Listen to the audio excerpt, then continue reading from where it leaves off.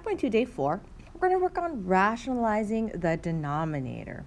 So remember our product property. So if we're multiplying and they have like indexes, we multiply inside.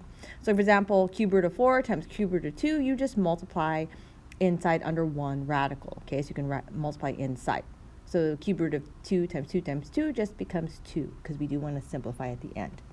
Quotient property.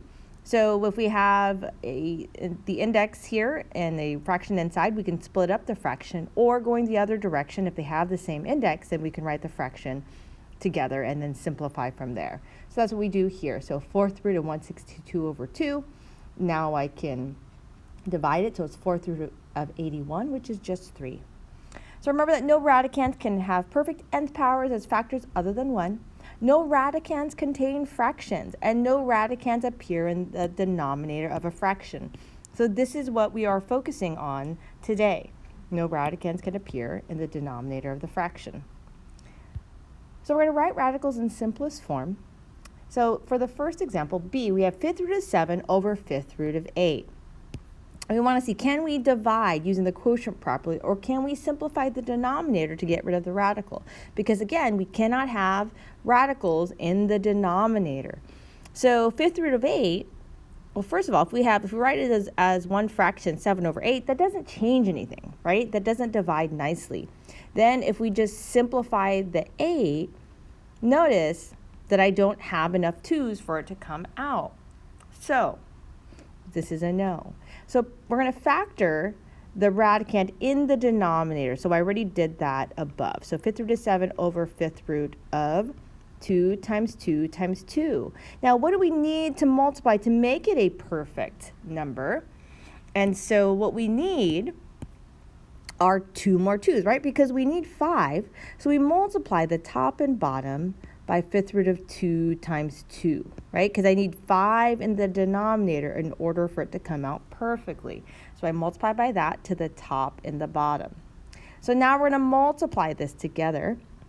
And so this is going to become, I'll do it all right here. We're multiplying, and we'll do it right here. So it's 5th root. Remember, it's the same exact index. So 7 times 2 times 2 all over the 5th root of 1, 2, 3, 4, 5 2's. And so I have 5 of them now in the denominator, so that becomes just a 2 in the denominator. Then in the numerator, I need to multiply. So it doesn't simplify anymore, right? There's no perfect things that can come out. So 7 times 2 is, well, let's look at 2 times 2 is 4. 4 times 7 is 28. So this is the final answer. So you try this example here. So as a hint, so what you want to do is you want to first break it down, break the denominator down to prime, okay? And then figure out how many of each do you need, okay? So try these out. Okay, hope you tried this out.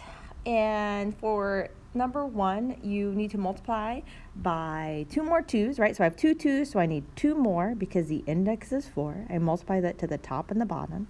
So 19 times 4 is 76, so that goes up at the top, it's inside. Then the denominator, I have 4 2's now, so it's perfect, so it's just a 2. For number 8, we break it down, we have 2 2's only, and so we need 3 more to make it 5 2's total, so it's perfect. So I multiply that to the top and the bottom. 2 times 2 times 2 is 8, so 8 times 3 is 24. So 5th root of 24 is in the numerator, and the denominator is just 2. Make sure it's very clear that the radical is not in the denominator. So notice that my bar is here and that it hits the bar, so that way it shows me that, oh, it does not go in the denominator. Here's a couple more to try out with different indexes.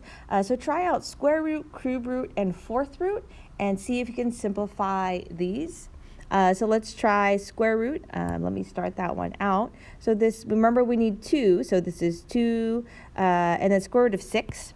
So what we do with the square root, let's multiply by root 6 over square root of 6. So this becomes 2 square root of 6 over square root of 6 times 6, so that's perfect. So 2 root 6 over, this just becomes a 6. Then we can simplify. So 2, divide by 2 in the top and the bottom. And so now this simplifies to square root of 6 over 2 divided by 6 is 3. And for cube root, so what we do is break it down to prime. 3 cube root of 3 times 3. So I need another 3 to make it perfect. Don't forget the index. So the numerator becomes 3 cube root of 3 over, now I have cube root of 3 times 3 times 3. Lots of 3's here. Then this is 3 cube root of 3 over 3. Now, can I simplify further? So remember, I can't simplify into the radical, but whatever is outside that can simplify. So my final answer here is just cube root of 3. Fourth root, so 5. So 5, fourth root of, let's see, 8 changes to 2 times 2 times 2. So I need one more 2, fourth root of 2 over fourth root of 2. So this becomes 5 fourth root of 2, because I'm just multiplying across. So notice if it's not in the radical, it just goes to the front, multiplying to it. And then in the denominator, I have 4 2's. And so now this becomes 5 fourth root of 2 all over 2, and that is done. So try these 3 examples here. They're very similar to ones to the left, and get some practice. So the ones on the right were a little nicer for you to try. And so the first one was 5 root 11 over 11, so you just multiply by root 11 over root 11. The second one, break the denominator down to prime. So it's 7 times 7, and it's cube root, so I need another 7, so I multiplied by cube root of 7 to the numerator and denominator. And so I got 8 cube root of 7 over 7. For the last one, it's 2 over fourth root of 5 times 5 times 5. So I have 3 of them. I needed one more 5. So therefore, I multiply it to the numerator and denominator, remembering the nth root of 4. Then it becomes 2 fourth root of 5 over 5.